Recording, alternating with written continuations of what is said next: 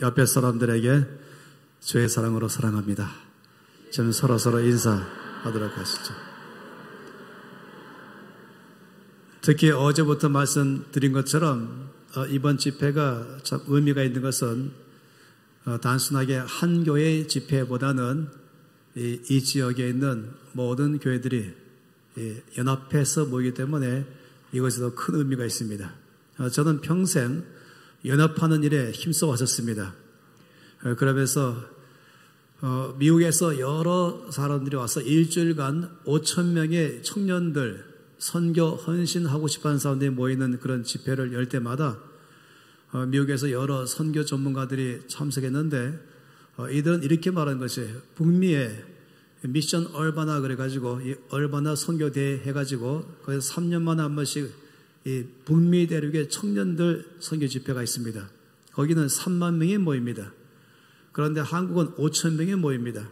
그런데 늘 이 전문가들이 와서 말하기를 북미에 있는 이 3만 명이 모이는 이 얼바나 선교대회보다도 한국에서 모이는 5천 명의 선교 한국대회가 훨씬 더 놀랍다고 말한 것이에요. 왜냐하면 거기는 한 선교단체가 주최하는 대회지만 여기는 한국에 있는 모든 청년들 담당하는 교회들이 연합해서 모이고 또 모든 이 선교단체들이 연합해서 모이기 때문에 훨씬 더 의미가 있다라고 말했어요.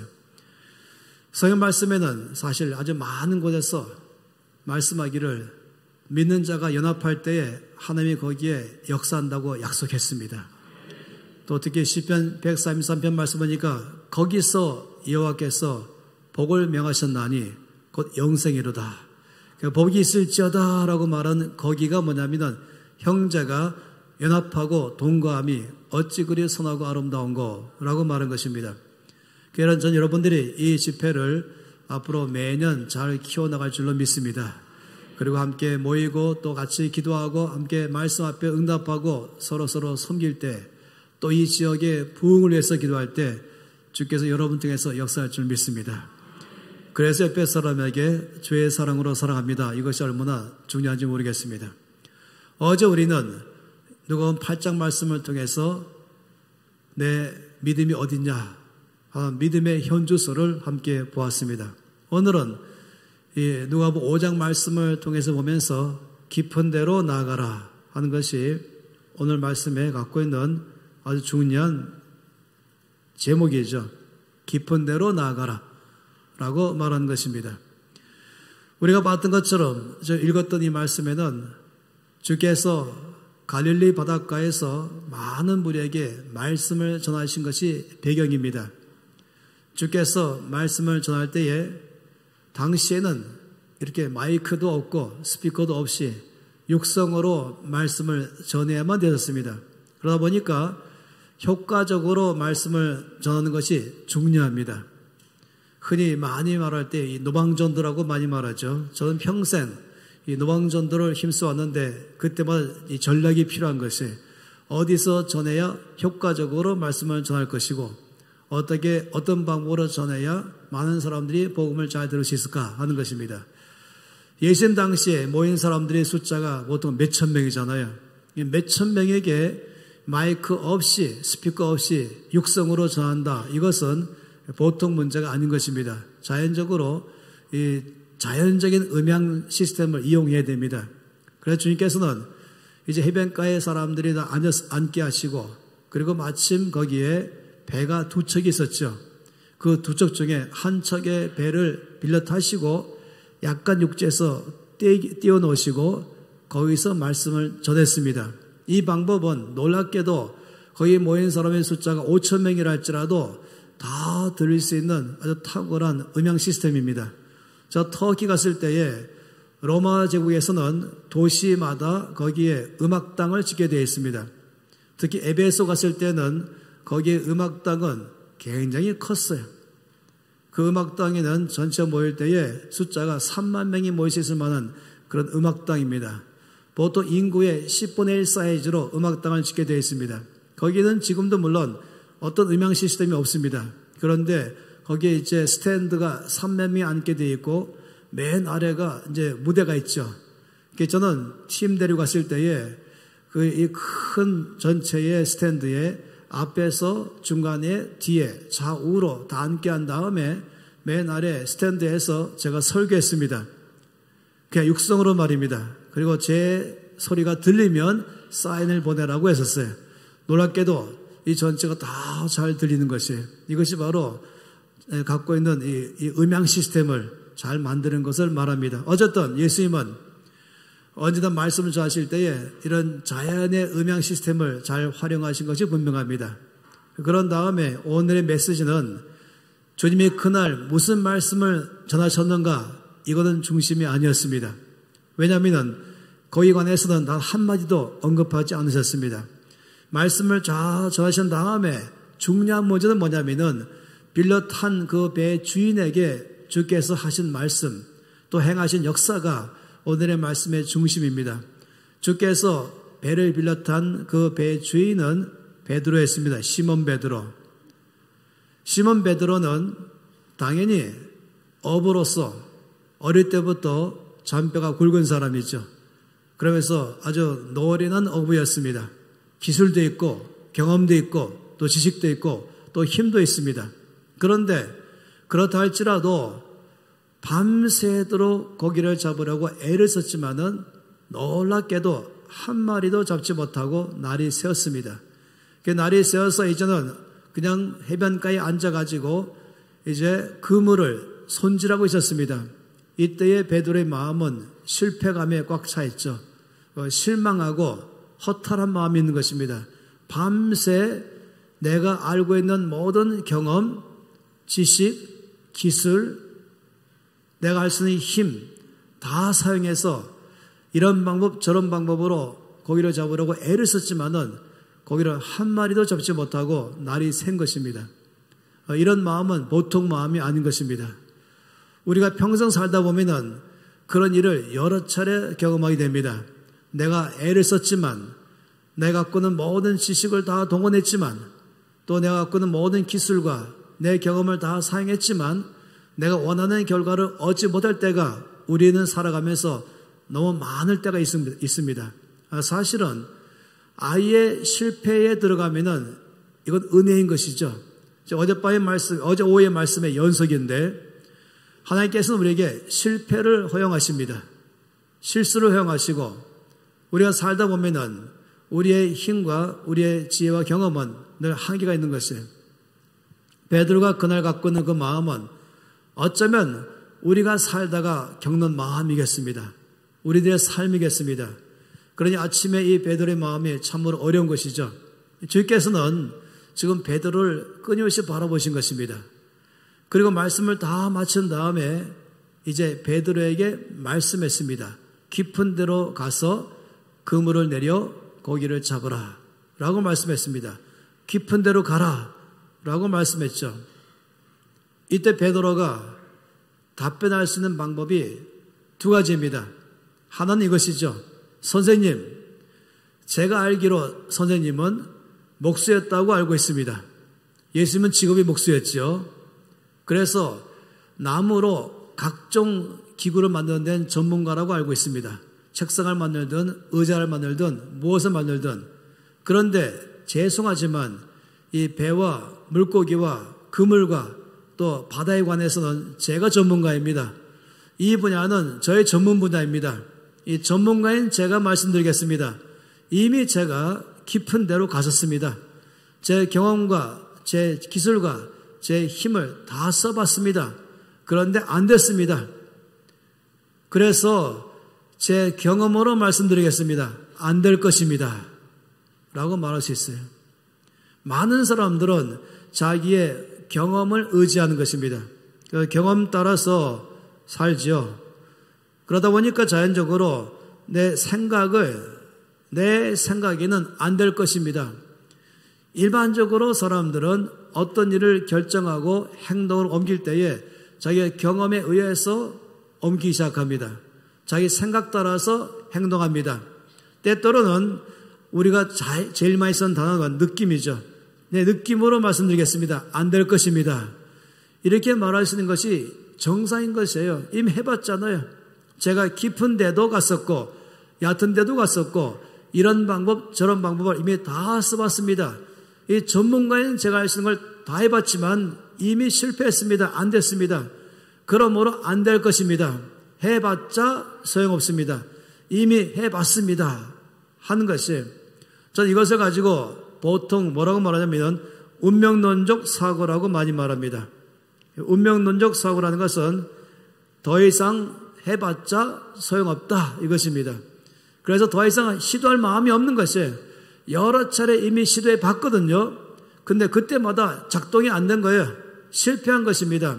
때로는 나의 성격을 고치려고 애를 써봤고, 나의 습관을 바꾸고 애를 써봤고, 그리고 내가 할 수 있는 어떤 것을 내가 하는 어느 분야에서 내가 할 수 있는 최선을 다해서 연구하고 조사하고 노력하고 시도하고 또 여러 번 해봤지만 그때마다 실패했을 때 갖고 있는 마음, 그러면 거기에 잡히는 것이에요. 그러면은 더 이상 할 의욕이 나지 않는 것입니다. 이것이 참 위험한 것입니다. 해봤자 소용없습니다. 그러면서 자기의 경험에 사로잡혀 버린 것이죠.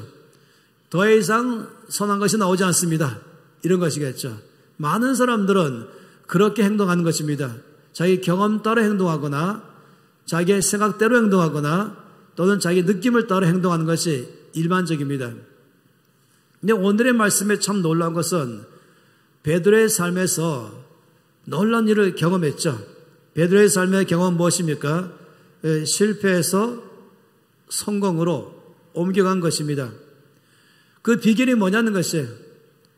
완벽한 실패 속에 있던 사람이 엄청난 대박의 성공을 거두는 비결이 무엇일까? 여기에 있을 수 있는 이 비결이 무엇일까라고 말한 것입니다. 일단은 실패했던 사람에게서 성공의 삶으로 가는데 제일 큰 장애물이 뭐겠습니까?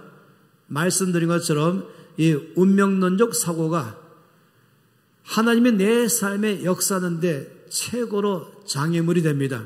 내 경험 따라 사는 사람, 내 힘으로 사는 사람, 내 능력으로 사는 사람, 자기 지식을 의지하는 사람, 이런 사람, 자기를 의지하는 사람들은 일단은 하나님이 일하기가 제일 어려운 사람들입니다.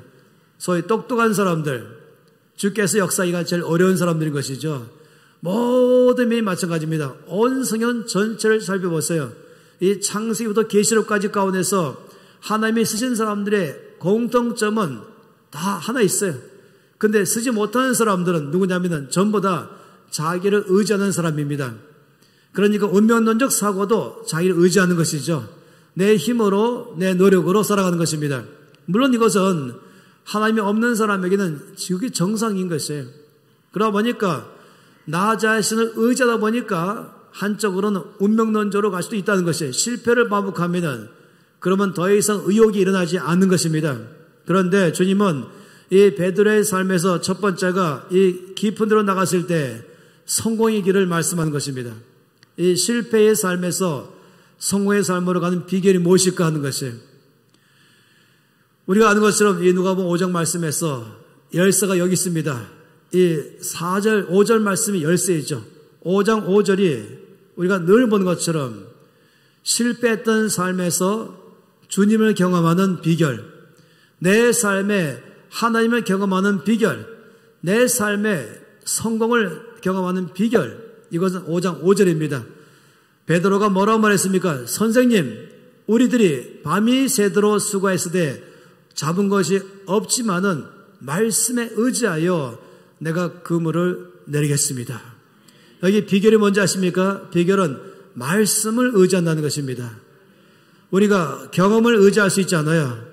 또 나의 힘을 의지하거나 나의 생각을 의지하거나 나의 지식을 의지하거나 나의 기술이나 어쨌든 나의 것을 의지하는 것이 일반인 것인데 하나님이 내 안에서 일할 수 있는 사람의 출발점은 언제나 말씀에 의지할 때에 그때부터 주께서 일하기 시작하는 것입니다. 여러분, 이 말씀을 의지한다, 이거를 다르게 말하면 어제 말씀한 것처럼 믿음으로 반응한다, 이것입니다. 믿음으로 반응하는 것이 바로 말씀에 의지하는 것입니다. 우리가 보통 믿습니다라고 말할 때 믿음으로 반응합니다 이렇게 말할 때는 나의 느낌과는 상관이 없는 것이에요. 이 느낌과 믿음은 무관합니다. 믿는다 이 말이 가슴이 뜨겁다 이게 아닌 것입니다.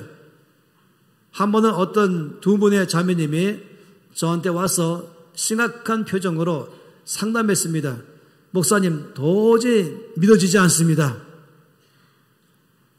보니까 자기 생각이 꽉 잡혀 있는 것이에요. 이성적 판단, 자기의 느낌, 믿는다는 것을 갖다가 너무 말씀에 반응하는 것이 아니라 자기의 이성적 판단, 자기의 느낌에 의지하는 것이 아주 명확하게 보였어요. 제가 그 두 자매님에게 답변하기 전에 이 시계를 가지고 두 분 자매님들, 일단은 제 고민부터 들어주세요. 제가 최근에 보통 어려운 게 아닙니다. 이게 지금 시계인데, 자, 이 시계를 볼 때마다 느낌이 없습니다.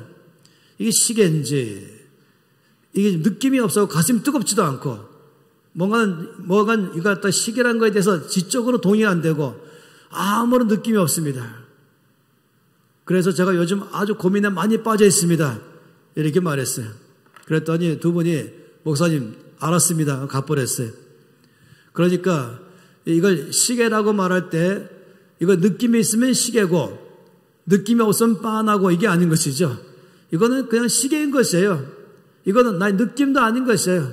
이건 나의 생각 따라 바뀌는 것도 아닌 것이에요. 이건 사실대로 인정하는 것이죠. 이 말씀에 대해서 말씀을 믿는 것도 말씀을 말씀대로 믿는 것입니다. 그래서 이 베드로가 말하기를, 나의 경험 의지하지 않고, 나의 힘 의지하지 않고, 나의 생각 의지하지 않고 말씀에 의지하겠습니다. 이 말씀에 의지할 때에는 내 생각이 안 됐잖아. 말씀에 의지할 때는 나의 느낌이 아니지. 아무 느낌이 없잖아. 이렇게 말하셨어요. 근데 우리가 이 땅에 살아가면서 우리 인생의 삶에서 늘 예수님의 능력을 경험하는 비결은 믿음밖에 없는 것입니다. 이 말씀에 의지하는 것이 바로 믿음인 것입니다.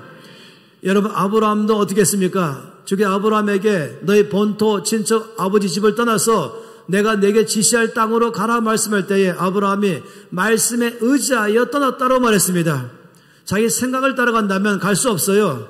또 어디로 가야 될지, 어떻게 가야 될지 주께서 내가 내게 지시한 땅이 아니라 내가 너에게 지시할 땅으로 가라. 그러니 거기가 어느 땅인지 어떻게 가야 될지 전혀 알 수 없지만은 그러나 가라고 말씀하기 때문에 말씀에 의지했습니다. 주께서 엘리야에게 말씀하시기를, 이제 엘리야가 말씀 따라서 당시 아합 왕에게 예언했지 않습니까? 하나님의 말씀이 다시 있기 전까지는 이 땅에 비가 오지 않을 것입니다. 그러니까 비가 오지 않기 시작하니까 아합 왕이 바로 엘리야를 원수로 붙잡으려 했습니다. 주님께서는 바로 엘리야를 보호하기 위해서 그를 숨겼어요. 숨기려니까 사람이 없는 깊은 곳 그리시네가로 그를 보냈습니다. 주님 말씀하기를, 너는 일어나서 그리시네가로 가라. 내가 거기서 너에게 까마귀를 명령해서 너의 쓸 것을 채울 것이다. 여러분, 엘리야가 그냥 이성적인 판단에 있다면은 그리시네가 사람도 없고 가게도 없고 아는 사람도 없고, 따라서 거기 가면은 누가 나를 먹여줄 것인가? 어떻게 내가 살아가지? 이성적으로는 해답이 안 나오는 것입니다. 어떻게 먹고 살지? 엘리야가 아는 그리시네가는 사람이 살지 않는 곳이거든요. 자기가 아는 사람이 아무도 없는 것이에요. 그러나 주님께서 말씀하기를, 너는 일어나서 그리시네가로 가라. 내가 까마귀를 통해서 너희 먹을 것을 공급하겠다. 더구나 까마귀라고, 이거는 정말로 보통 문제 아니잖아요. 똑똑한 사람일수록 어려운 문제인 것이에요. 까마귀가, 주둥이가 얼마나 크겠어요? 고기를, 양을 얼마나 물겠어요? 무게가 한정되어 있잖아요. 주님께 까마귀의 들 이렇게 말씀했습니다. 그러니 이건 정말로 내 인생을 까마귀에다 걸 것인가? 아무도 못 걸죠. 근데 엘리야는 그 말씀을 듣고 곧 일어났다라고 말했습니다. 말씀을 듣지만 지체하지 않았습니다. 망설이지 않았어요. 곧 일어나서 그리시네가로 갔다고 말했습니다. 엘리야는 까마귀를 의지한 게 아니었습니다. 엘리야는 그리시네가로 가라 명하신 하나님의 말씀을 의지했습니다. 그래서 일어나서 말씀을 따라서 그리시네가로 갔다 이렇게 말했습니다. 이것은 믿음의 삶인 것입니다. 다시 말하면 말씀하신 하나님을 믿은 것이죠. 여러분, 말씀하신 하나님은 누구십니까? 두 가지 중요한 사실이 있습니다. 하나는 전능자이십니다. 능치 못하심이 없으십니다. 그렇기 때문에 주께서 말씀하시면 내가 순종한다면 능치 못하심이 없는 주께서 내 삶에 역사할 줄로 믿었습니다. 둘째로 신실하신 분이십니다. 말씀하시면 말씀하신 것을 반드시 지키시는 분이십니다. 그렇기 때문에 이것이 바로 믿음이죠. 바로 전능하신 하나님, 신실하신 하나님, 그 안에 말씀을 따라 움직이는 것, 이게 바로 믿음인 것입니다. 이 엘리야가 그리시네가에 갔지요. 그리고 거기서 물을 마시고 또 까마귀 통해서 아침과 저녁으로 먹을 것을 먹었습니다. 물이 다 이제 끊어졌어요. 하도 비가 안 오니까. 그때 주님 말씀하기를 넌 일어나서 넌 사르밧으로 가라. 사렙다로 가라. 거기 내가 한 과부를 명령 이미 해놨다. 너희 쓸 것을 채울 것이다. 이때에도 엘리야는 곧 일어나서 말씀 따라갔습니다. 과부를 의지한 것이 아니라 말씀을 의지한 것입니다. 온 성경은 이와 같은 사람은 꽉 차 있는 것이죠. 아브라함은 믿음의 조상입니다. 아브라함은 정말로 자기 삶에 불가능할 때 주께서 역사하신 것입니다. 참 놀랍죠. 아브라함의 생애를 보게 되면은 그가 75세 때에 부름 받았습니다. 부름 받을 때에 주님 약속하시기를 내가 너를 모든 족속을 축복하는 복의 근원으로 삼겠다. 너의 자손들은 하늘의 별처럼 바닷가의 모래처럼 되게 할 것이다. 이 말씀 따라서 말씀대로 옮겨갔습니다. 85세가 되었습니다. 이제 10년 지나갔죠. 10년 지나가도 아브라함의 생애에는 아들 한 명도 없었습니다. 초조해졌죠. 이미 나이는 85세가 되었고 사라 나이는 75세이고 10살 차이니까, 그러니까 아주 자연적으로 이제 내가 아이를 낳을 수 있는 우리 부부의 갖고 있는 힘이 이제 어디까지일까? 자식 없이 나는 죽는가 보다. 그러면은 참 곤란하지 않겠어요? 그러니까 이럴 때에 그 마음이 아주 어려울 때에 이걸 옆에서 바라보는 사라의 마음이 답답했습니다. 그래서 사라가 아브라함에게 아이디어를 제공했죠. 아무래도 내가 나이가 늙었으니까 이제 아이를 낳을 수 없을 것 같습니다. 그러니까 내 몸종으로 있는 애굽 여인 하갈을 대신 아내로 취해서, 하갈은 젊으니까 하갈 통해서 아이를 낳아서 대를 이으면 좋겠습니다. 아브라함이 아마 처음에는 좀 반대했겠죠. 그러나 여러 차례 사라가 이제 계획적으로 제안하니까 아브라함은 사라의 제안을 따라서 하갈을 자기 아내로 취했습니다. 그리고는 거기서 86세 때에 드디어 이스마엘 낳았죠. 이때가 창세기 16장 16절입니다. 다시 말하면 창세기 맨 마지막 절이 16장 맨 마지막 절. 그런 다음에 창세기 17장 1절, 아브라함 나이가 99세라고 말했습니다. 여러분 아시죠? 성경은 원래 장과 절로 구별되어 있지 않은 한 권의 통으로 된 책인 것이에요.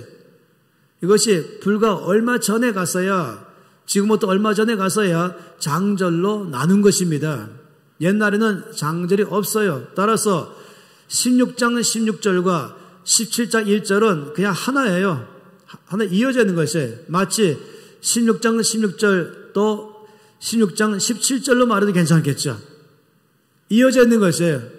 따라 이 사이는 아무것도 없어요. 놀랍게도 거기는 86세였다. 이스마엘을 낳을 때가 86세였다. 그리고 하나님이 99세 때에 아브라함에게 말씀하셨다 이랬습니다.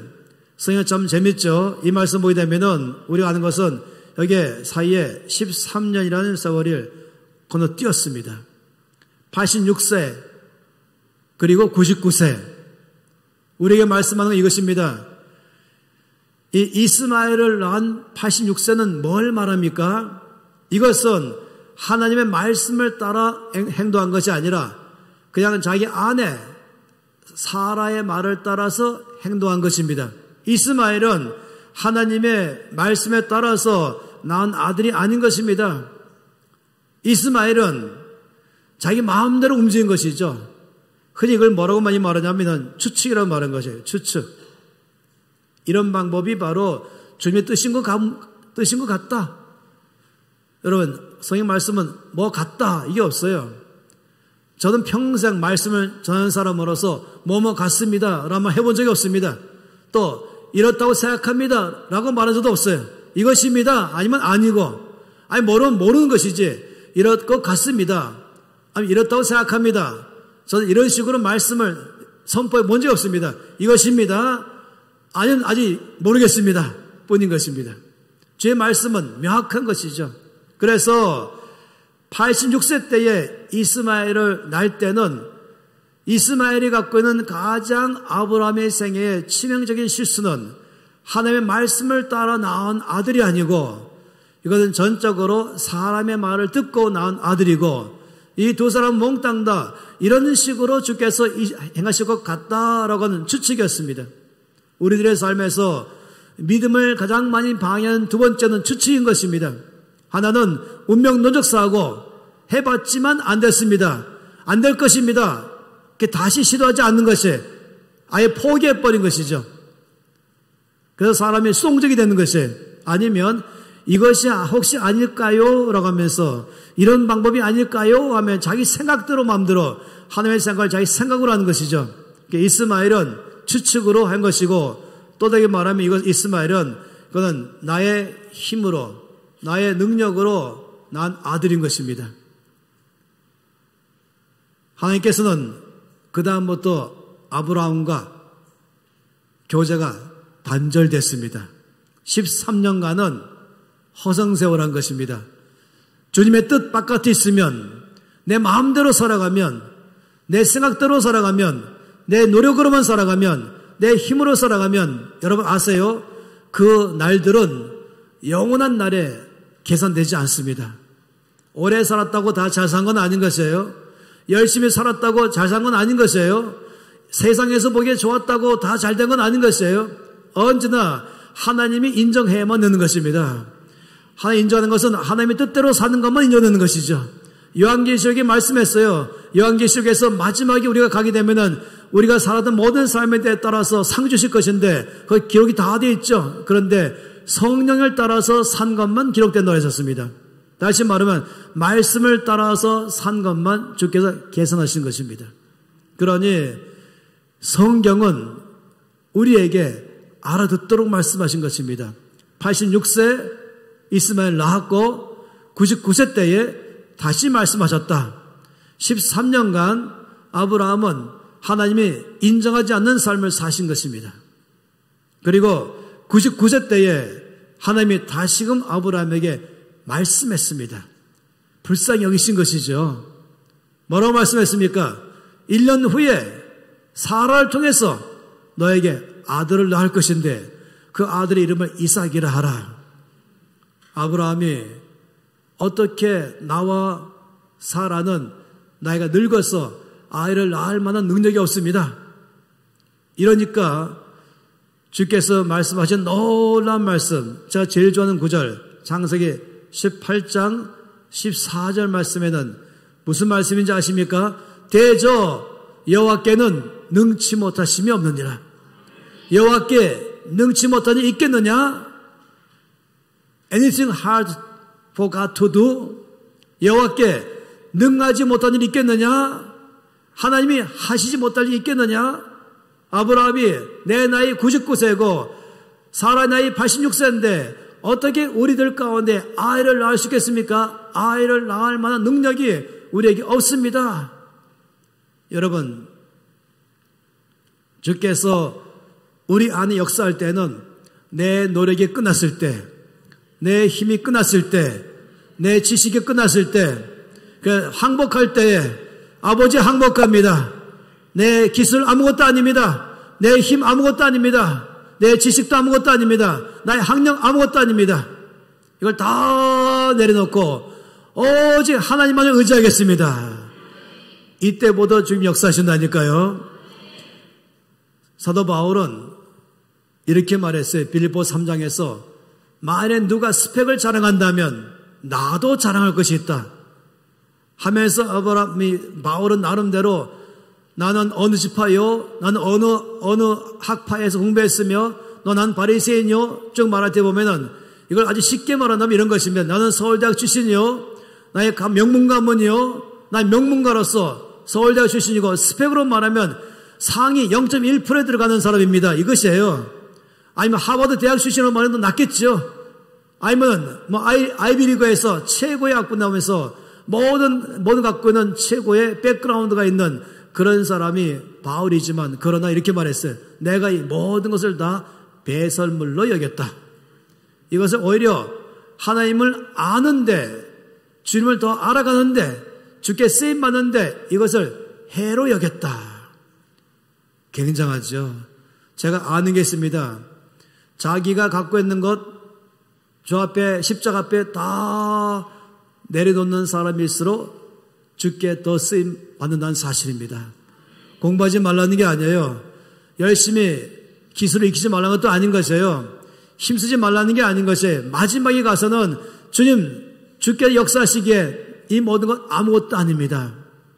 저 앞에 전적으로 항복할 줄 아는 사람, 전적으로 자기를 내려올 줄 아는 사람, 그때부터 주님이 역사하기 시작합니다.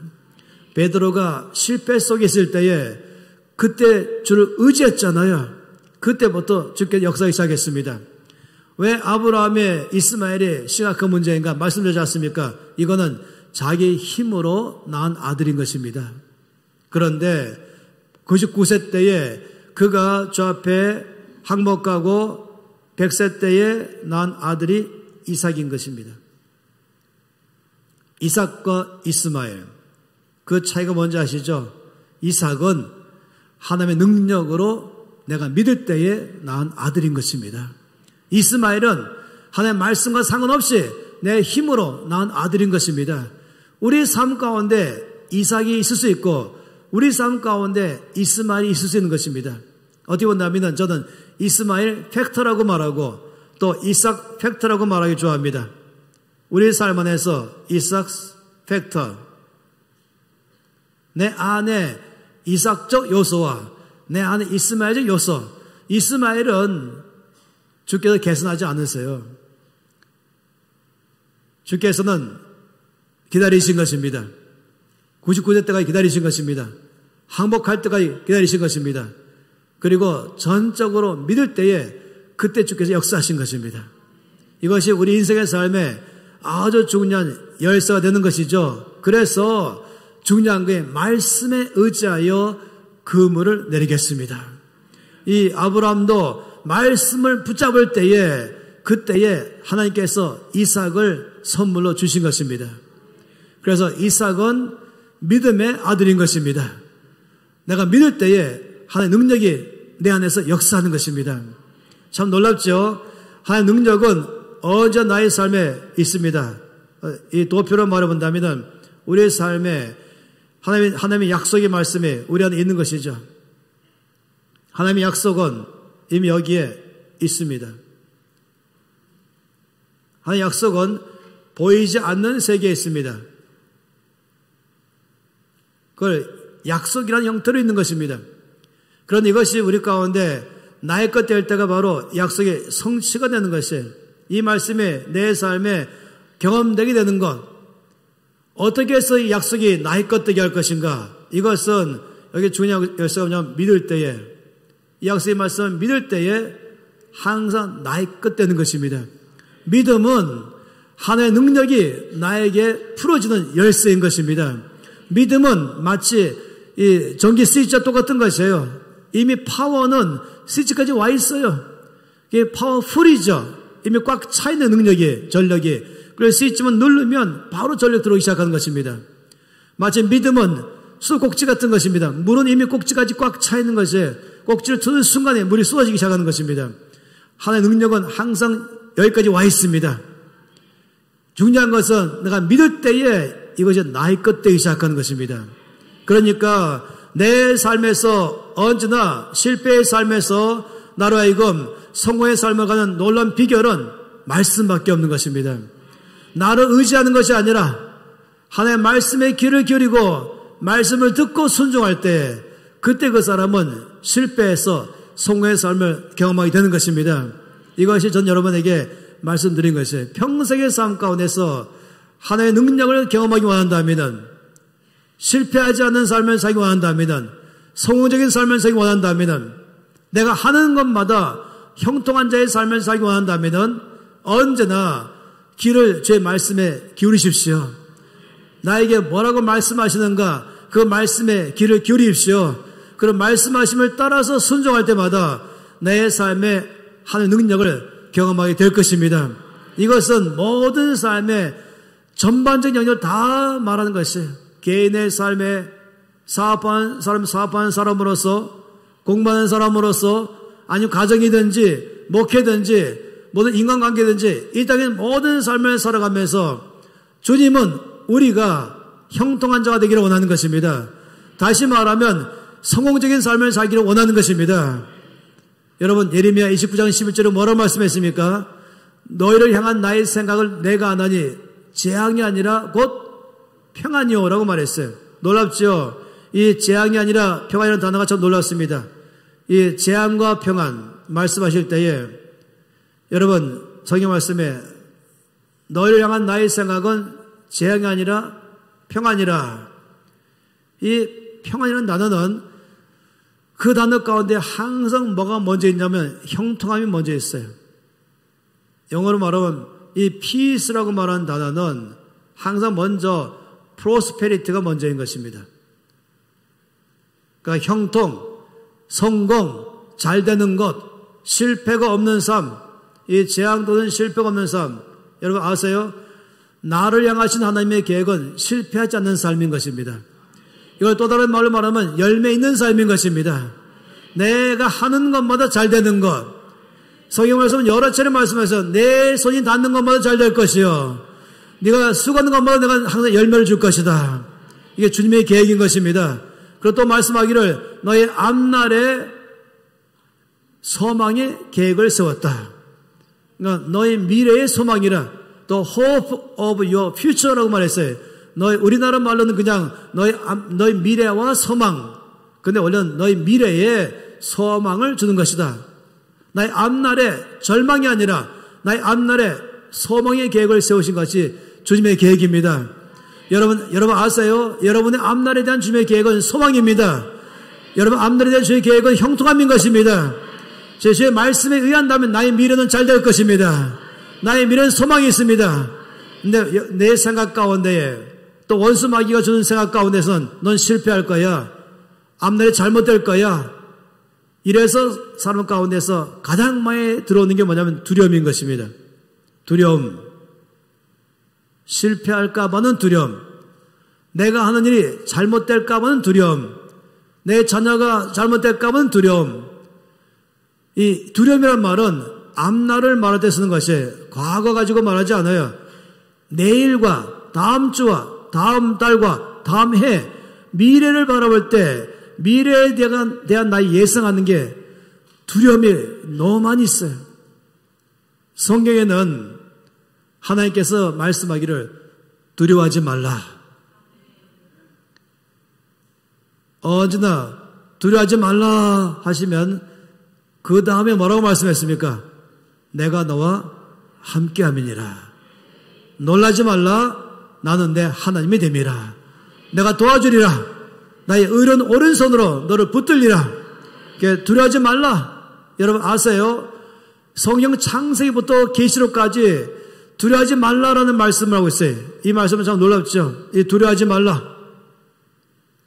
이 말씀, 여러 차례 말씀한 이 말씀 안에서 이 두려워하지 말라는 말씀이 엄청 많이 말씀하고 있습니다.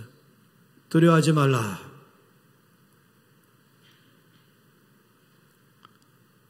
몇 번 하지 아십니까? 성경 전체 가운데 두려워하지 말라 이 말씀을 하나님이 몇 번 한지 아십니까? 366번입니다. 윤달도 포함해서 366번 매일 아침에 딱 눈 뜨면은 주께 말씀 두려워하지 말라. 내가 너와 함께함이니라. 오늘 너의 오늘 하루 나의 삶의 계획은 형통합니다.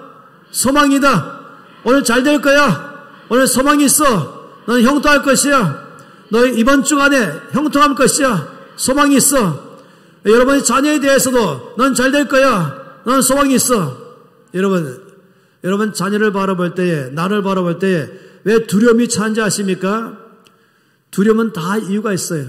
두려움은 나름대로 설득력이 있어요. 확신 가지고 다가오는 것이에요. 왜냐하면 이 두려움이 오는 이유가 과거에 갖고 있는 데이터가 잘 말해주는 것이에요. 과거에 실패한 경험이 너무 많이 있어요. 성공보다 실패가 더 많이 있는 것이에요. 내 과거의 데이터를 보니까 확률적으로 잘 되는 것보다 잘못될 확률이 더 많이 있고, 나를 아무리 봐도 나는 부족하고 연약하고 모자라는 게 많이 있고, 완벽하지 않은 나, 실패할 가능성이 너무 많이 있는 나를 내가 너무 잘 알거든요. 이런 데이터가 미래를 전망하는 것이에요. 이 데이터가 말하기를 너는 실패할 거야. 이 두려움에 빠진 것입니다. 결혼한 사람은 남편을 바라볼 때에, 아내를 바라볼 때에, 또 부모는 자녀를 바라볼 때에, 형제를 바라볼 때에, 대한민국 바라볼 때에, 이 지역 바라볼 때, 뭐뭐를 바라볼 때마다 이 확신과 잘될 것이다, 소망이 있어, 이런 100% 갖기보다는 실패할 거야, 염려가 차는 것입니다. 두려워하는 것입니다. 왜냐하면 데이터가 있잖아요. 내 자녀들을 보니까 데이터가 있잖아요. 이 데이터를 보니까, 또 오늘까지 보니까, 내일을 전망하니까 두려워하는 것입니다. 근데 여러분 아세요? 요한계시록 말씀 보면은 하나님의 나라에 들어가지 못하는 사람, 두 종류의 사람이 있다고 말했어요. 첫째, 믿지 아니하는 사람. 믿지 않는다. 불신앙. 당연하죠. 이 불신앙은 천국에 못 들어간다 라고 말했어요. 또 한 가지가 있어요. 두려워하는 자. 두려워하는 자는 하늘나라에 못 들어간다. 이 두 가지를 말하고 있습니다. 왜 그렇습니까? 이 두려워하는 자와 불신앙이 같아요. 생각해 보세요. 12명의 정탐꾼이 있습니다. 이 정탐꾼이 40일간 가나안 땅을 정탐했죠. 모세가 민수기 13장에서 자세하게 이 정탐할 수 있는 전략을 제공했어요. 어찌 보면은 이 자기 자랑 같지만 전 대한민국의 최초로 단기 선교를 보낸 사람입니다.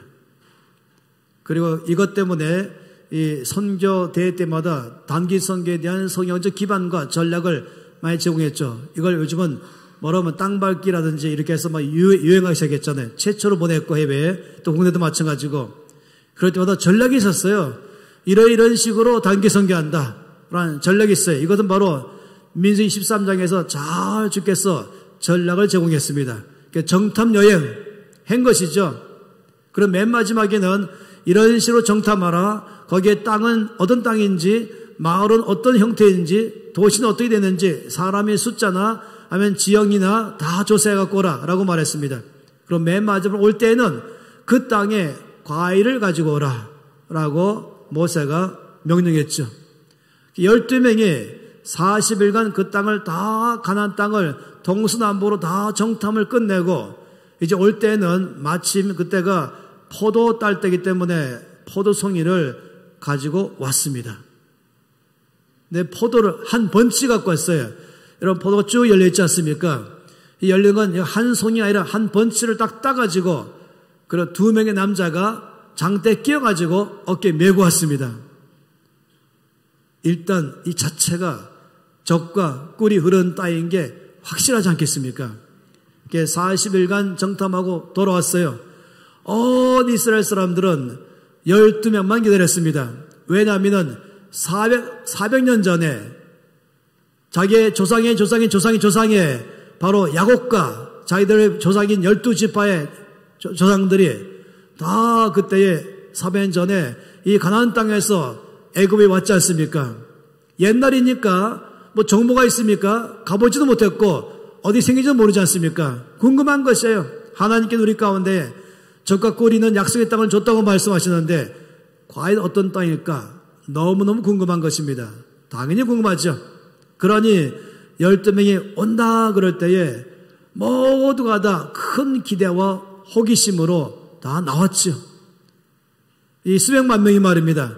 과연 그 땅은 어떤 땅일까? 12명이 입만 바라보는 것이에요. 12명이 오기 시작했죠. 이제 파수꾼이 그들이 옵니다 라고 하셨어요. 여러분 12명 중에 한 명이라고 어떻겠습니까? 이제 2명의 남자가 포도송이를 어깨에 메고 오기 시작하다가 또다시 또 다른 2명씩 하다가 마지막에 바로 코앞에 이제 우리 백성들이 있을 때는 12명이 나란히 가겠습니까? 아니에요. 맨 앞에 포도송이를 맨 사람 앞에 가게 하죠. 멀리서 보니까 그들이 옵니다 한 다음에 딱 보니까 2명이 그들보다 조금 앞에서 오는데 어깨에 뭔가는 메고 옵니다.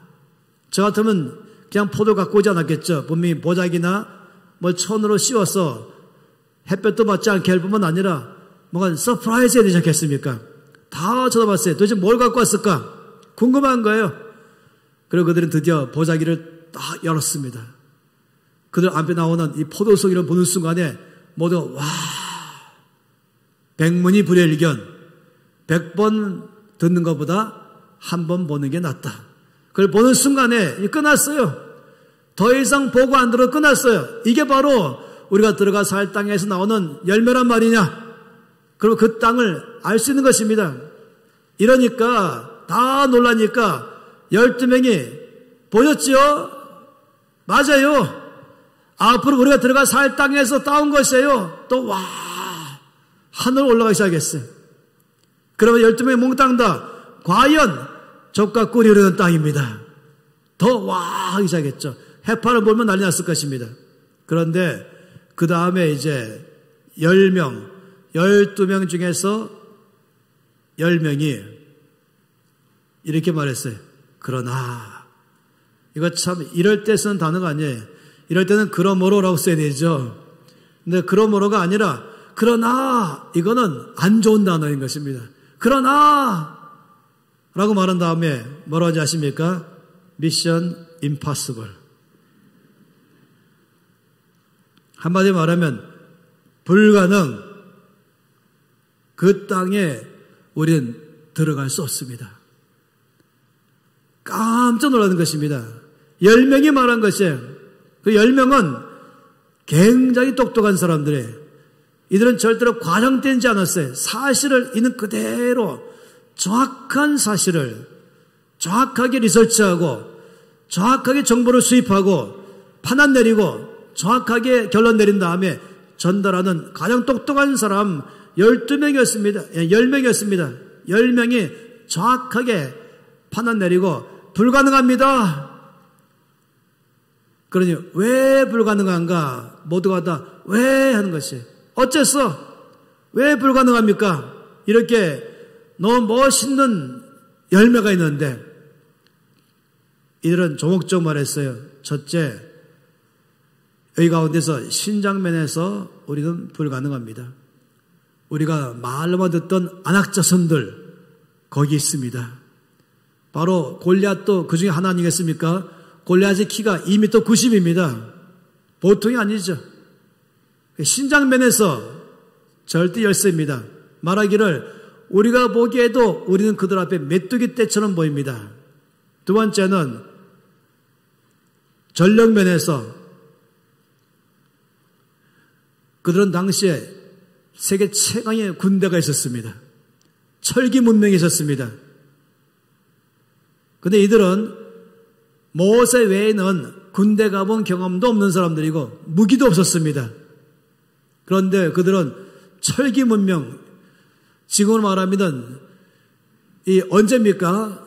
3600년 전 우리나라는 이제 주몽왕 때 가서 다시 말하면 겨우 2000년 전에 가서야 철기 문화가 우리나라에 들어왔는데 3600년 전에 이미 철기 문명이 있는 이 히타이트족은 굉장한 것입니다. 군사가 탁월한 군사들인 것이에요. 세 번째는 거기에 있는 산성, 다시 한번 환경적으로 말한 것이죠. 아주 난공불락인 것이에요. 지금도 여러분이 이스라엘 가시면 무너진 여리고 성은 지금도 여전히 보관되어 있습니다. 그 여리고 성은요, 맨 꼭대기는 전차 2대가 나란히 갈 만한 넓이었다고 말해요. 여기 지금 이 줄 전체보다 약간 넓었어요. 그러니 아래에서부터 얼마나 두껍게 쌓아 올려야 되겠습니까? 절대로 함락되지 않는 크고 견고한 성읍인 것이에요. 이 세 가지 이유 때문에 불가능합니다. 아주 납득할 만한 설명을 한 것이죠. 이 보고는 설득력이 있었습니다. 몽땅 다 땅바닥에 주저앉아 버렸죠. 그리고 울기 시작했습니다. 드디어 우리는 앞으로도 못 가고 뒤로도 못 가고 이 광야 한가운데서 죽고 마는구나. 이때에 여기서 2명이 있었죠. 바로 갈렙과 여호수아는, 특히 갈렙이 여기서 앞장서서 뭐라고 말했습니까?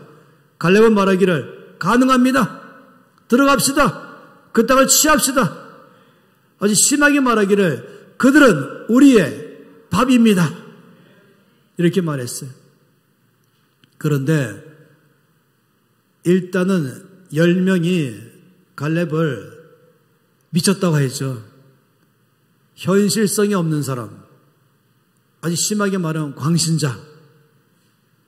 그리고 온 백성들도 이 명확한 현실 앞에서 이 갈렙의 말은 전혀 설득이 안 되는 것입니다. 몽땅 다 화가 났습니다. 그리고 갈렙을 너무 화가 나서 돌로 쳐 죽이려고 했었죠. 그 순간에 하나님이 임재하셨습니다. 하나님께서 임하셔서 결정 내리셨습니다. 하나님 말씀하기를 이렇게 말씀했어요. 갈렙의 말이 옳다. 10명의 말이 틀렸다. 근데 여기까지 말한 게 끝나는 게 아니었어요. 10명은 그들의 말대로 그 땅에 들어갈 수 없다. 갈렙은 그 말대로 그 땅에 들어갈 것이다.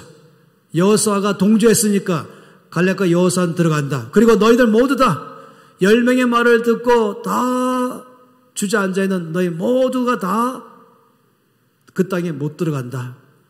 이 40일간을 정탐한 것을 하루를 1년씩 계산해서 40년을 지나가면서 너희 모두 애고에서 나와 있는 20세 이상의 남자들은 다 죽을 것이다. 20세 미만과 그 다음에 광야에서 태어난 세대, 그러니까 20년과 40년, 그러니까 최고령자가 60세였어요. 단지 갈렙과 여호수아는 80세였어요. 두 사람만 최고령이고 나머지 몽땅 6세 미만만 40년 후에 들어갔죠. 여러분, 여기서 중요한 사실이 있습니다. 분명히 여기서 이 갈렙과 여호수아 이 10명의 정탐꾼은 확실하게 계산법이 맞았잖아요. 신장면에서 절대 열세, 군사 전력면에서 절대 열세, 아예 계산조차 될 수 없는, 또 환경적으로도 절대적 불가능. 이것은 결론으로 말할 때 불가능 나오는 것입니다. 그런데 하나님 말씀하기를 이들이 틀렸다는 것입니다. 갈렙이 옳았다는 것입니다. 왜 그런지 아십니까? 갈렙은 이거를 무시한 게 아닙니다. 갈렙은 현실을 부정한 게 아니에요. 갈렙은 거기에 있는 안악자손을 인정했어요. 군사도 인정했어요. 그리고 이 환경적으로도 불가한 걸 인정했어요. 그렇지만 갈렙은 다른 모든 사람과 수학 공식이 달랐습니다. 갈렙은 여기에 한 가지를 더 더했습니다. 갈렙이 더한 것 플러스해졌습니다. 그건 뭐냐면 뭐겠습니까? 갈렙이 플러스 뭐겠습니까? 하나님의 약속의 말씀. 이것이 갈렙이 갖고 있는 붙잡는 거였습니다. 아브라함 때부터 하나님은 말씀하기를 이 땅을 내가 너와 내 자손에게 주겠다. 이삭 때 또 말씀하시고 야곱 때 또 말씀하시고 모세 때 또 말씀하시면서 내가 너의 조상 아브라함과 이삭과 야곱의 약속한 대로 이제 너희를 애굽에서 건져내서 그 땅으로 내가 들어가게 할 것이다. 따라서 이 갈렙이 왜 가능합니다 말했냐면은 이 모든 불가능해 보이는 것 다 포함해서라도 다 중요한 사실은 이 하나님의 약속의 말씀 이 한 가지가 갈렙에게는 가능하게 만들었던 것입니다. 여호와의 말씀은 능치 못하심이 없습니다. 여호와께는 능치 못함이 없는 것입니다. 다시 말하면 이슈가 무엇입니까? 이슈는 바로 믿음이었죠. 여기 근본 이슈는 뭐였습니까? 두려움이었습니다. 이들은 눈에 보이는 것에 따라서 두려움이 꽉 찼습니다. 이 두려움은 말씀에 반응하지 않고 환경에 반응하니까 나오는 게 두려움인 것입니다. 자기 생각과 자기 경험과 자기 지식과 자기 기술, 그러니까 자기 눈에 보이는 세계만을 바라볼 때 갖고 있는 것, 이 두려움이고 이것은 언제나 불신앙인 것입니다. 이 신앙이라는 것은 언제나 한계이라 말씀에 대한 반응이 바로 믿음인 것입니다. 따라서 우리 인생의 삶을 살아가면서 나의 삶에서 하는 것마다 잘 되는 것, 하나님 이미 나의 삶에 형통함의 계획을 세우셨는데 이것의 조건은 늘 제 말씀을 듣고 믿음으로 반응할 때 이때마다 너희 나의 삶은 형통하게 될 것입니다. 이미 형통함의 계획을 세웠죠. 이것이 나의 것 되려면은 그 말씀을 믿을 때 되는 것입니다. 그러니 여러분 첫 번째 오늘 말씀 가운데서 주께서 베드로에게 말씀할 때 첫 번째가 바로 무엇입니까? 첫 번째는 여기서 오는 것처럼 이제 실패해서 성공으로 가는 비결은 믿음밖에 없습니다. 이럴 때에 놀랍게도 베드로의 삶에는 엄청난 성공을 맞이했죠. 대박이 터진 것입니다. 2배의 잠길 만큼이나 고기를 잡았다라고 말했습니다. 인생의 삶에 가장 큰 시간을 맞이했습니다. 그래서 주께서 말씀하신 것이 명확하게 깊은 데로 가라 라고 말씀하신 것이에요. 그런데 저는 여기에 또 하나를 말하고 싶어요. 뭔지 아십니까? 깊은 데로 가라 했다면 다음에 또 뭐겠습니까? 더 깊은 데로 가라. 더 깊은 데로 가라. 왜 그럴까요? 지금 인생의 대박이 터진 베드로가 충격을 받았죠. 자기 앞에 있는 이 엄청나게 잡힌 것 보면서 확실하게 알았잖아요. 내 힘으로 살아갈 때는 실패했지만 이번에 말씀 따라 순종하니까 대박이 터진 것입니다. 그런데 주께서 그때에 베드로에게 말씀하시기를 네가 지금까지는 고기를 잡는 어부였지만 나를 따라오라. 내가 앞으로 너는 사람 낚는 어부가 되게 하리라. 무슨 말씀이십니까? 우리 주님은 이런 것입니다.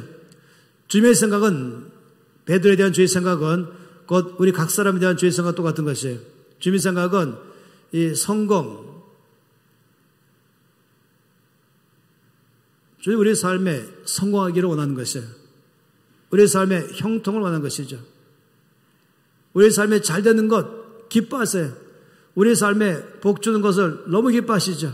이거 주의 계획인 것입니다. 온 생명 전체는 주님 나를 형통케 하시고 나를 잘된 삶으로 이끄신 것입니다. 그런데 주님의 생각은 여기 끝나는 게 아닌 것이에요.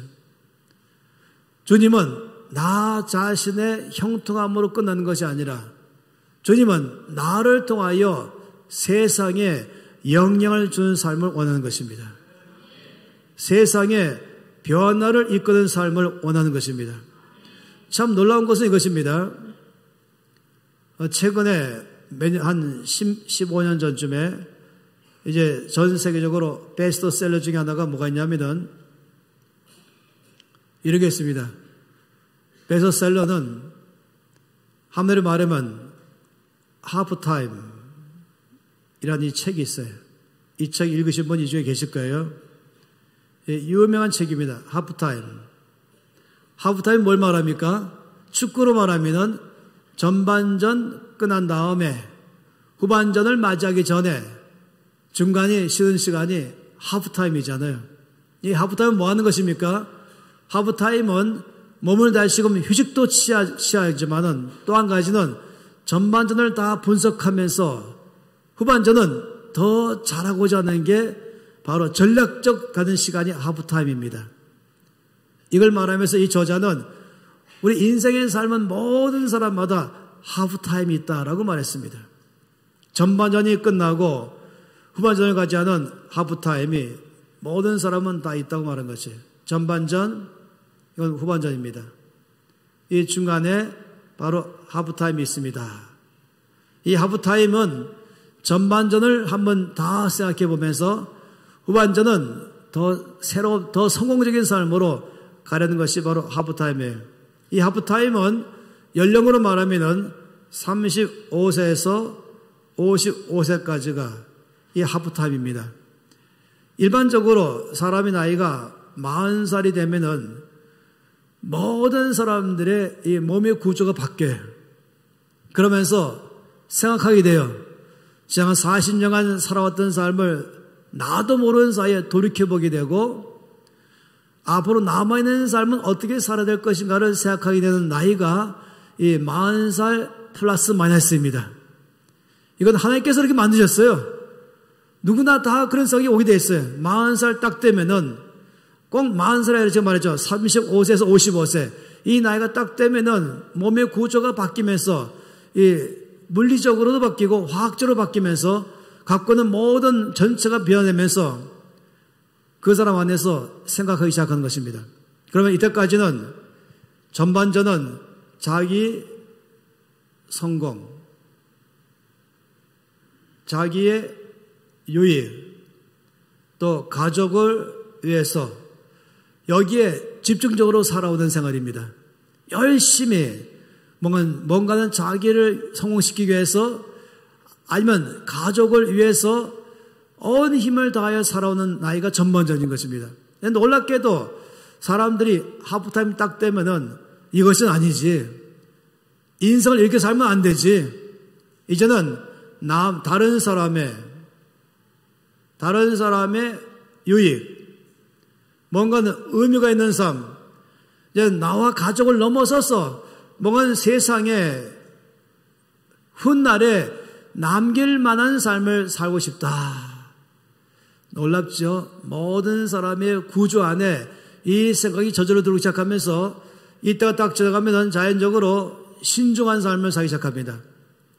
그런데 이 빠른 사람들은 35세, 늦은 사람은 55세, 이 사이에 이런 일이 벌어지는 것입니다.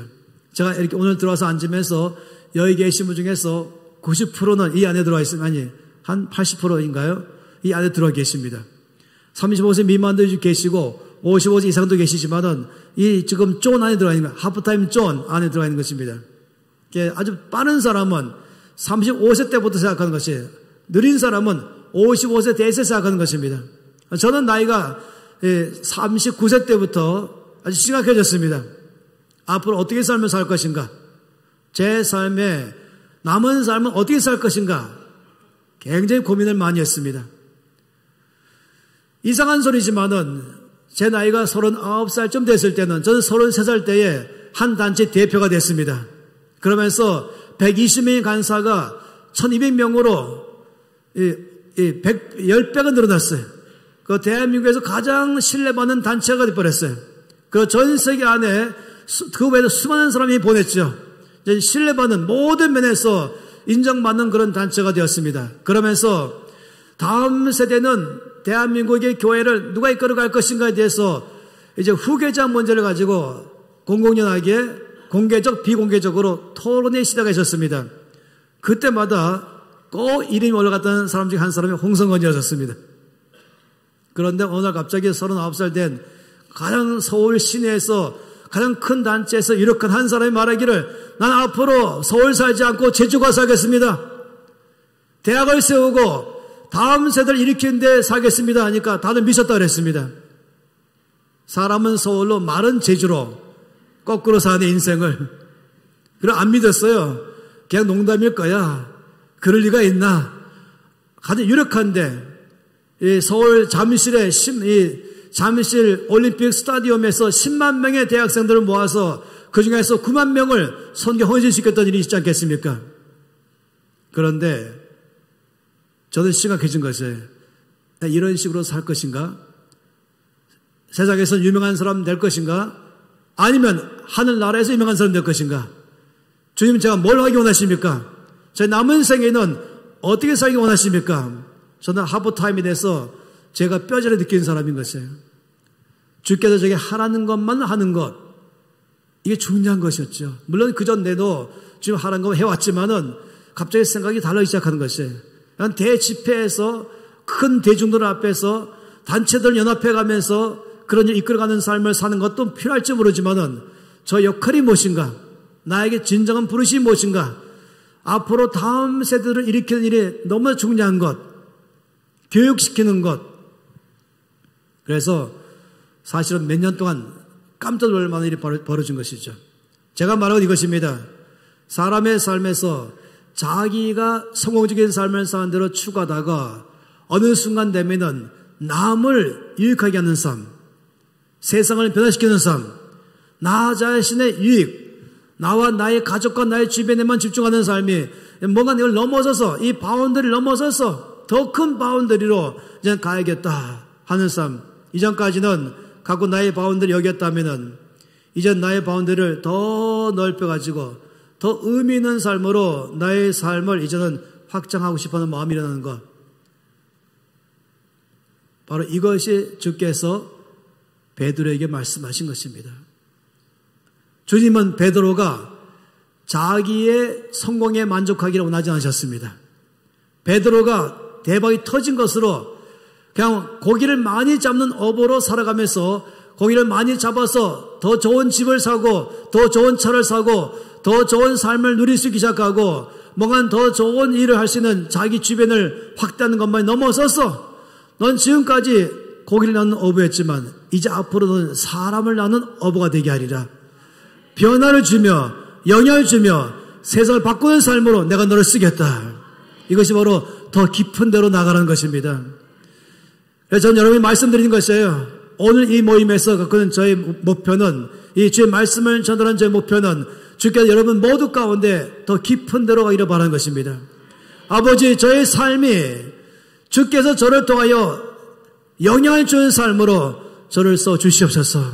오늘 메시지는 바로 그것입니다. 오늘 메시지는 너의 삶에 대한 나의 계획이 있다. 그것은 네 삶을 형통케 하는 것만이 아니라 네 삶이 잘 되는 것만이 아니라 내가 너를 통하여 직장이든지 세상이든지 가는 것마다 변화와 영향을 주는 대로 내가 너를 쓰기를 원한다. 이것이 바로 우리를 부르신 주의 부르심인 것입니다. 할렐루야. 바로 이것이 이때의 이 나라의 교회에 대한 주의 뜻인 것이죠. 이때야말로 이 땅의 교회에 믿는 사람에 대한 주의 뜻인 것입니다. 부흥은 바로 이때 일어나기 시작의 부흥인 것입니다. 저는 부흥에 대해서 400년간의 교회 역사를 살펴보면서 이 부흥, 리바이벌이잖아요. 부흥이란 뭐가 부흥일까? 여기에 단계가 4단계가 있습니다. 언제나 그랬습니다. 첫 번째 부흥 단계는 리뉴얼입니다. 이 리뉴얼은 뭐냐면 이것은 영적 각성입니다. 이건 개인의 차원에서의 변화입니다.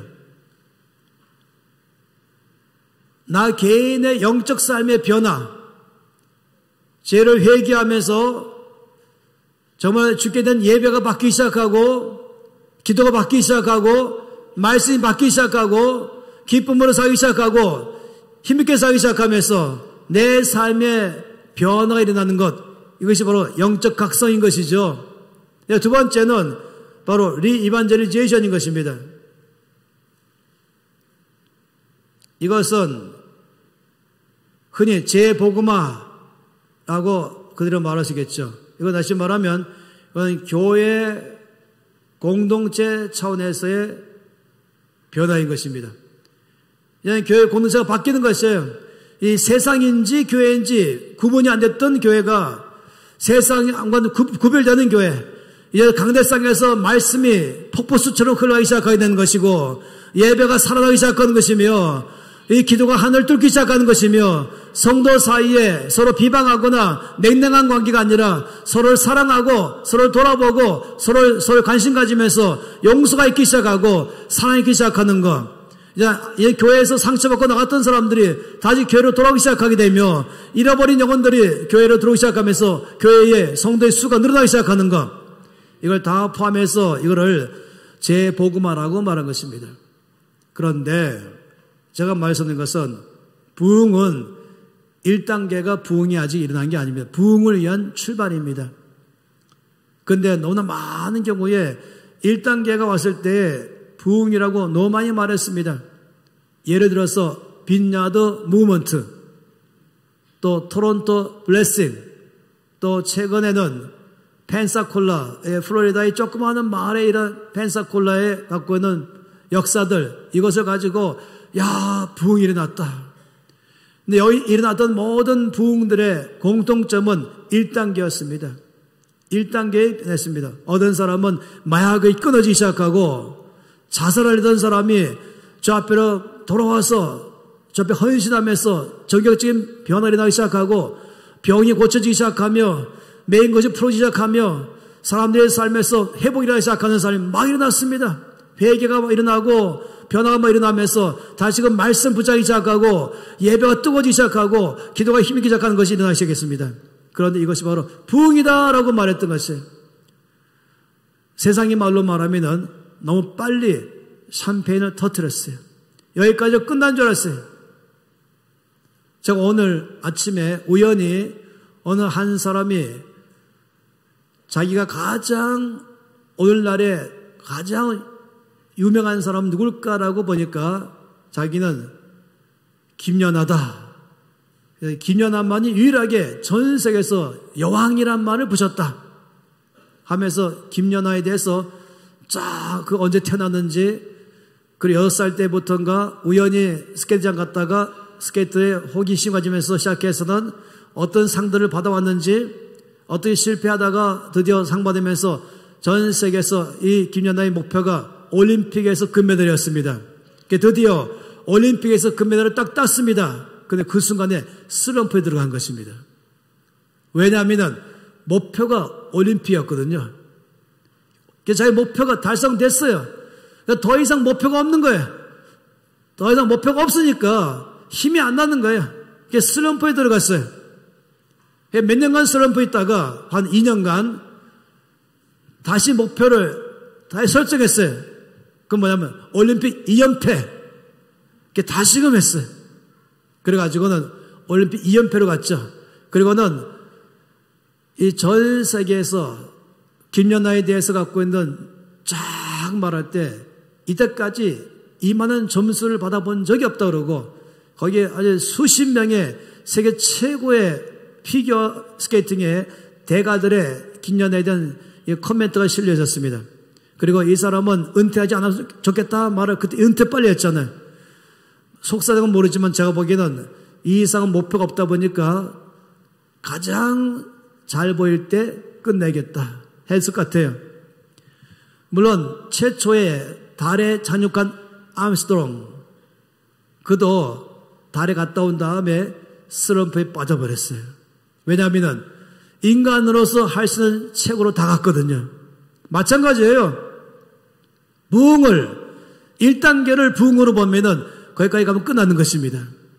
근데 역사 안에서 보면은 하나님 부흥은 그게 아닌 것이에요. 두 번째 단계인 이 교회 차원에서의 변화가 막 일어나야 되는 것입니다. 개인의 차원에서의 변화만이 아니라 교회가 바뀌어야 되는 것이에요.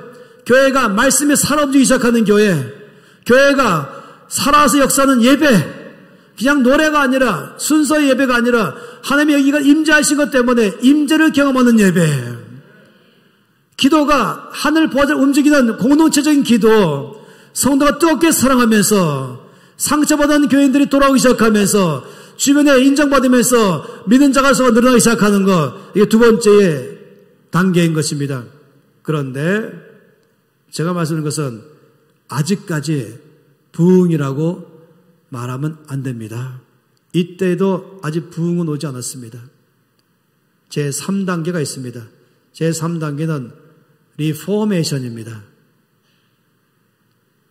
흔히 많이 말하기를 이거는 개혁이라고 많이 말하죠. 이건 뭐냐면 사회, 공동체 차원에서의 변화인 것입니다. 이 교회가 부흥하면서 그 다음 단계는 교회로 말미암아 지역사회가 바뀌기 시작하는 것입니다. 거기에 범죄율이 줄어들기 시작하고 교회가 있으면서 범죄가 늘어날 수가 없는 것이에요. 오히려 이 1904년 5년 때에 웨일스의 부흥이 났을 때는 감옥 교도소가 텅 비었고 경찰서가 텅 비었다고 말했습니다. 이 길거리에 수많은 알코올과 수많은 청소년 범죄와 수많은 범죄가 사라져가면서 사회가 바뀌어버린 것입니다. 거짓말은 사라지고 불의가 사라지면서 이 사회적 차원에서의 변화가 일어난 것입니다. 여러분, 이때 가서야 드디어 뭐라고요? 부흥이 왔습니다. 부흥은 이때까지 가면 부흥이 온 것입니다. 하나님께서는 복음의 역사는 사회를 바꾸는 것입니다. 바울팀이 가면은 도시가 소동이 일어났습니다. 더 이상 세상적인 구조가 견디지 못한 것이에요. 거의 하나님의 말씀에 의해서 개인의 삶이 바뀌고 교회가 바뀔 뿐만 아니라 이 파워는 그 도시가 바뀌는 것입니다. 그 지역이 바뀌는 것입니다. 그래서 이 세 번째 리포메이션이 왔을 때에 이때 비로소 부흥이 이 도시에 왔습니다. 할렐루야. 그래서 저는 이렇게 연합집회를 좋아하는 것이에요. 연합집회를 통해서 나의 교회, 내 개인적인 삶을 넘어서서 우리 모두 합쳐서 나의 부흥과 교회의 부흥을 넘어서서 아버지 이 일산 전체가 바뀌게 주시옵소서. 이 도시가 바뀌게 주십시오. 정치가 바뀌게 하시고 경제가 바뀌게 하시고 교육이 바뀌게 하시고 매스컴과 예술과 이 모든 사회 구조가 성경적 기반으로 바뀌게 해주시옵소서. 이럴 때 비로소 부흥이 왔다고 말하는 것입니다. 여러분, 전 정말로 이와 같은 일이 일어나길 바라는 것이에요. 이 말씀의 역사는 바로 부흥을 초점 맞춘 것입니다. NCM에는 어떻게든지 교회를 섬겨서 교회가 이 일로 말미암아 개인만 바뀌는 것이 아니라 교회가 바뀌는 것이 아니라 더 나아가서 이 도시와 지역과 사회와 국가가 바뀌어서 이 나라가 진정한 기독교 국가가 되길 바라는 것입니다. 여러분, 지금 정치계 안의 구조가 비성경적이고 경제 구조가 비성경적이고 교육 구조가 비성경적이고 여러분, 말씀의 파워밖에 없는 것입니다. 사람이 바뀐다고 나라 바뀌는 게 아닌 것입니다. 말씀에 의해서 교회가 바뀌고 교회가 부흥하기 시작하고 교회에 의해서 이 사회가 바뀌어 나올 때에 이때 이 나라가 바뀌는 것입니다. 그래야 이때는 정말로 마지막에는 세계를 섬기는 코리아, 온 땅을 섬기는 대한민국 되기를 바란 것입니다. 이래야 남북한 통일을 할 수 있는 것이고 이래야 아시아 여행 주기 시작하는 것이고 이래야 전 세계 안에 세계를 섬기는 코리아가 될 줄 믿습니다. 그러니 정말로 바란 것은 더 깊은 데로 나가는 것입니다. 나 자신의 영적 유익에 끝나는 것이 아니라 내가 잘되는 삶으로 끝나는 것이 아니라 지금 내 안에는 이 돈 문제를 해결한 것에 끝나는 것이 아니라 나의 가정 문제, 내 개인 문제를 끝나는 것이 아니라 주여 이것도 해결해 주시고 나의 삶에 내가 말씀으로 살아갈 때 믿음으로 살아갈 때 나의 삶을 형통케 해주시고 주여 더 나가서 나로 말미암아 내가 가는 곳마다 변화를 주게 해주시옵소서. 교회가 바뀌게 도와주시고 직장이 바뀌게 하시고 더 나가서 우리 교회를 말미암아 이 지역사회가 바뀌게 해주십시오. 이 나라의 구조가 바뀌게 해주십시오. 이 나라가 진정한 기독교 국가가 되게 해주시옵소서. 이것이 하나님께서 우리를 향하신 그의 뜻입니다. 베드로는 자기의 삶에 실패해서 성공으로 갔기 때문에 충격받았죠. 거기에 만족할 수 있었죠. 주님 말씀하기를 만족하지 말아라. 네 삶의 성공에 만족하지 말아라. 네가 잘되는 삶에서 만족하지 말아라. 나는 너를 실패해서 성공으로 바꾸는 하나님이다. 난 너를 복주는 하나님이고 너를 형통케 하기를 원한다. 그렇지만 너의 삶의 성공으로 끝나는 것이 아니라 더 깊은 데로 나아가라. 나는 너를 너의 개인의 삶의 성공에 끝나는 것이 아니라 너를 넘어서서 난 너를 통하여 네가 가는 곳마다 영향을 주는 삶으로 내가 너를 쓸 것이다. 나를 따라오라. 내가 너를 통하여 사람 낚는 어부가 되게 하리라. 이 메시지는 베드로에게만 한 것이 아닌 것입니다. 이 메시지는 오늘 여기 있는 여러분 모두에게 하신 말씀인 것입니다. 이 메시지는 이 일산에 있는 이 교회 전체에 하신 말씀인 것입니다. 주님 말씀하기를 내가 너를 성공하게 할 것이다. 믿음으로 살아가면은 넌 잘 될 것이다. 믿음으로 살아가면은 넌 형통케 될 것이다. 내 말씀의 믿음으로 내 말씀을 따라 살아간다면 너의 재정 문제는 바뀔 것이며 너의 가정이 바뀔 것이며 너의 삶이 바뀔 것이다. 그러나 나의 계획은 거기까지가 아니다. 난 네가 더 깊은 데로 가기를 원한다. 난 너를 성공시킬 것이며 너의 교회를 부흥시킬 것이며 더 나가서 이 지역과 도시와 나를 바꾼 데에 내가 너와 너의 교회를 쓰기를 원한다. 할렐루야. 저는 기도하면서 이 말씀을 준비할 때에 당연히 말씀 전하는 사람의 목표가 뭐라 말씀을 했습니까? 말씀을 평생 이 42년간 전하면서 저는 하나밖에 없습니다. 주께서 전하라는 말씀을 전하는 게 제 목표인 것이죠. 그러니 주께서 이 둘째 날 메시지는 더 깊은 데로 나아가라. 오해하지 마세요. 주님은 나의 성공, 내 당장 앞에 있는 현실적인 문제를 무시하는 게 아니라는 것이었습니다. 실패해서 성공으로 가게 하는 것이에요. 그러나 거기서 끝난 게 아니라는 것입니다. 더 나가라는 것입니다. 베드로야, 나는 네가 성공하기를 바란다. 나는 성공시킬 것이다. 그러나 베드로야, 더 깊은 데로 나가라. 마찬가지인 것입니다. 여러분에 대한 주의 계획은 여러분을 주께서 형통케 하실 것입니다. 그러나 여러분 더 깊은 데로 나가십시오. 목표를 세우십시오. 아버지, 저는 영영한 존재의 삶을 살겠습니다. 저를 사용해 주십시오. 자, 가는 곳마다 저를 통하여 주변이 바뀌게 해주시옵소서. 바로 이것이 주기도문인 것입니다. 주의 나라가 임하옵시고 주의 뜻이 이루어지이다 라는 말인 것입니다. 온 성경은 다 그 말씀하는 것이죠. 전 처음에 대학 졸업하고 첫 사역자가 됐을 때에 어느 교회에서 저에게 주기도문 강의를 부탁했습니다. 제가 매주마다 일주일에 한 번씩 가서 이 주기도문 강의를 처음으로 했습니다. 하늘에서 우리 아버지여, 아버지 이름이 거룩히 여김을 받으시옵소서. 이게 제 1주 강의였습니다. 제 2주차 강의, 아버지의 나라가 임하옵시고 아버지의 뜻이 하늘에 이루어진 땅에서 이루어지소서. 저희 두 번째 강의하기 위해서 도대체 이 말씀이 어떻게 이해될까 하다가 어느 한 분의 책을 읽기 시작했습니다. 그랬더니 이분이 놀랍게도 이 두 번째 부분의 기도는 예수님이 말씀하신 것을 헬라 원문으로 잘 봐야 됩니다.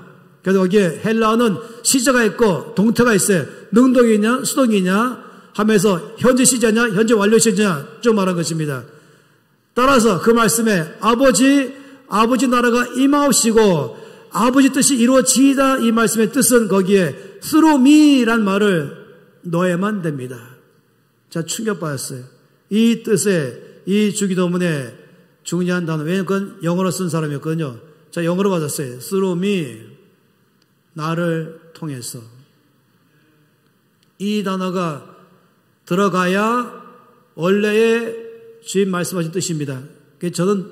저는 그냥 안 믿는 사람이에요. 제가 헬라 원어를 다시 공부하기 시작했죠. 그러면서 through me, 나를 통해서라는 말을 넣어야만 이 주기도문의 원래 뜻이 살아나는 걸 알게 됐습니다. 아버지 나라가 나를 통하여 이 땅에 임하시옵소서. 아버지의 뜻이 나를 통하여 이 땅에 이루어지옵소서. 아버지, 내가 발로 밟을 때마다 발로 밟는 그곳에 주의 나라가 임하시옵소서. 저는 그 전까지 아버지 나라 임하시면 제가 들어가겠습니다 이렇게 믿었었어요. 수동적이었었죠. 그래서 주인 나라 오세요 그랬었죠. 이 땅에 살면서 빨리 가고 싶어요 이 생각이었어요. 그래서 임하시면 가겠습니다. 그런데 처음으로 충격받은 것이 나를 통해서라는 말을 넣어야 이 뜻이 원래 뜻입니다. 이건 180도로 바꿔버린 것입니다. 이건 저의 삶을 한마디로 말해서 능동적으로 저의 삶을 바꾸게 했고 이 삶은 저로 하여금 굉장히 적극적으로 제 삶을 바꿨습니다. 그래서 아버지, 제가 발로 밟는 그곳에 주의 나라가 임하시옵소서. 그때 가서야 제가 중등부 때에 그 당시 옛날에는 매년 가을 시작하면서 문학의 밤 했잖아요. 옛날에 문학의 밤. 그럼 우리 교회는 저 서울 가련동이었는데 이 가련동이 우리 교회는 남성 사육창단 고등학교 선배 4명이 있었어요. 이들은 서울시 전체에서 1등상 했어요. 그냥 한 명 테너는 독창상 받았어요. 이 문화의 밤에 이 남성 사육창단은 아주 자동 출연이었어요. 그리고 두 곡의 레퍼토리가 자동 레퍼토리였어요. 한 곡은 흑인연가. 그 당시에 이 60년대에 흑인연가는 유행해졌어요. 그래서 거기 나오는 거 신자 되기 원합니다. 참마음으로 하는 것처럼. 그런데 또 한 가지가 뭔지 아시면 이 팀은 바로 성 프란시스의 평화의 기도. 주여 나를 평화의 도구로 써주소서. 미움이 있는 곳에 사랑을, 분열이 있는 곳에 일치를, 절망이 있는 곳에 소망을, 사랑받기보다는 사랑을 주는 자가 되게 주여 나를 평화의 도구로 써주소서. 중학생인 때 저는 이 노래 들으면서 충격이었어요. 나는 겨우겨우 살아가면서 사는데 아니 이 사람 누구기에 주여 나를 평화의 도구로 써서 제가 가는 곳마다 절망이 있다면 나를 통해 소망이 되게 해주십시오. 어둠이 있다면 주여 나를 통해 빛이 비추게 하시고 미움이 있다면 내가 감으로 말미암아 거기 사랑이 임하게 하시고 분열이 있다면 내가 가는 곳에 일치가 일어나게 해주십시오. 주여 나는 사랑받기보다는 사랑은 주는 자 되기를 원합니다. 그래서 성 프란시스의 기도란 말을 처음 듣고 그때부터 성 프란시스를 연구하기 시작했습니다. 그리고 역시 영적인 대가는 다르구나. 나는 아니야. 저런 경지가 하려면 언제가 될 수 있을까 했는데 이 말씀 보면서 이거는 모든 사람의 기도구나. 성 프란시스의 기도는 특별한 사람의 기도가 아니라 모든 믿는 사람의 기도구나. 주여 나를 평화의 도구로 써주십시오. 내가 가는 곳에 절망이 있다면 소망을 주게 하시고 미움이 있다면 사랑이 임하게 하시고 분열이 있다면 다툼이 있다면 나를 통하여 일치가 일어나게 해주십시오. 만약 거기에 질병이 있다면 주여 나를 도구로 사용하시면서 거기에 치유가 일어나게 해주시옵소서. 어둠에 잡힌 자들이 있다면 주여 나를 통해서 거기 자유케 해주십시오. 이것이 바로 평화의 기도인 것입니다. 이것이 바로 모든 믿는 사람이 주신 모든 주님의 계획인 것입니다. 더 깊은 데로 나아가라. 나에 대한 주의 계획은, 우리 교회에 대한 주의 계획은 우리 나 자신이 잘 되는 것, 내 사업만 잘 되는 것, 나의 교회만 부흥하는 것 넘어서서 이 도시를 바꾸는 교회, 가는 것보다 변화를 주는 나의 믿는 자의 삶, 이것이 바로 주님의 계획인 것입니다. 이러다 보니까 창세기부터 온 전체가 이 말씀으로 꽉 차 있는 것입니다. 제가 이제 올해 말 되면은 성경책을 한 권은 규장해서 출판해야 됩니다. 쉐마 말씀책인데 성경책이 하도 많이 나왔기 때문에 제가 굳이 낼까 하다가 여러 차례 사람들이 독촉해서 내기로 했는데 그 전체 내용이 뭐냐면은 처음부터 하나님은 창조할 때부터 사람에 대한 계획은 그 사람을 형통케 하시고 그 사람을 잘되게 하시고 더 넘어가서 그 사람을 통해서 세상을 바꾸는 것이 하나님의 오리지널 플랜입니다. 처음에 형상대로 사람을 지으시고 축복하시면서 말씀하기를 뭐 했습니까? 땅을 다스리라, 땅을 경작하라. 아브라함 부르시면서 내가 너를 축복하리라. 두 번째, 너는 복이 거명이 될지라. 세상의 모든 족속이 너로 말미암아 복을 얻을 것이라. 이것이 바로 하나님의 계획인 것입니다. 여러분 인생에서의 목표를 거기까지 세우십시오. 김연아가 이걸 알았더라면 절대로 슬럼프에 들어가지 않습니다. 그러면서 오늘 놀랍게도 이 사람이 김연아를 소개하면서 이렇게 말했어요. 정말로 내 평생을 다 가야 성취할 수 있는 목표를 세우는 게 가장 바람직하다. 올림픽 금메달 끝나면 끝나는 거잖아요. 그게 아니라 내 평생을 다 달려가야 될 수 있는 것. 그게 뭐였습니까? 주여 나를 통하여 하나님 나라가 임하시옵소서. 아버지 나를 통하여 이 세상의 변화가 일어나게 해주시옵소서.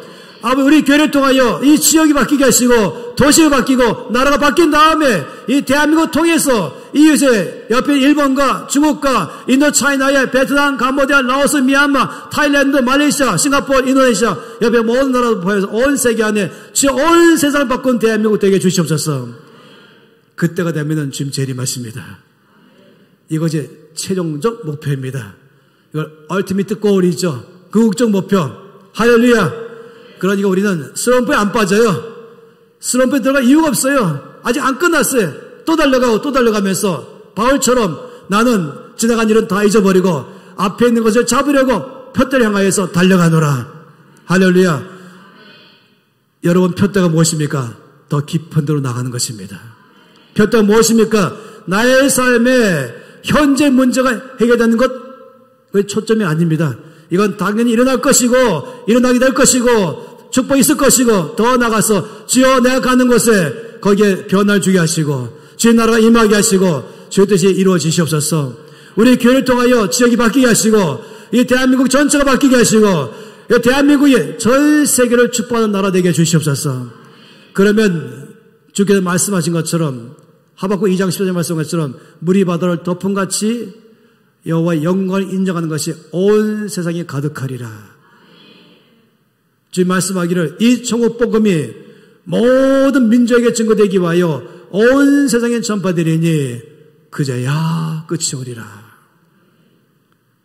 주님의 계획은 물이 바다를 덮음같이 여호와의 영광을 인정하는 것이 온 세상에 가득하리라. 아버지 나와 우리를 통해서 아버지의 뜻이 이 땅에 이루어지시옵소서. 온 땅 끝까지 물이 바다를 덮음같이 빈틈이 없이 일단은 나와 우리 교회부터 옆에 우리 고양시부터 옆에 경기도부터 옆에 대한민국부터 옆에 북한부터 한반도에 시작해서 옆에 있는 일본과 중국과 계속 인도차이나 아니면 중앙아시아, 서남아시아, 중동과 아프리카, 유럽과 남태평양과 북중미, 남미까지 포함해서 땅 끝까지 아버지 이 대한민국 교회들을 통해서 물이 바다를 덮음같이 영혼의 영광을 꽉 차게 된다면 그제야 끝이 오리라. 우리는 슬럼프에 빠질 이유가 없습니다. 더 깊은 데로 나가십시다. 목표를 세우십시다. 먼저 오늘은 아버지 내 삶을 형통케 해주십시오. 내일은 아버지 나를 통하여 주변이 형통케 해주시옵소서. 내가 발로 밟는 곳에 나를 통해 주의 나라가 임하시옵소서. 그래서 사회가 바뀌는 리포메이션이 일어날 때 그때 가서 우리는 부흥이 왔습니다 라고 말할 줄 믿습니다. 할렐루야.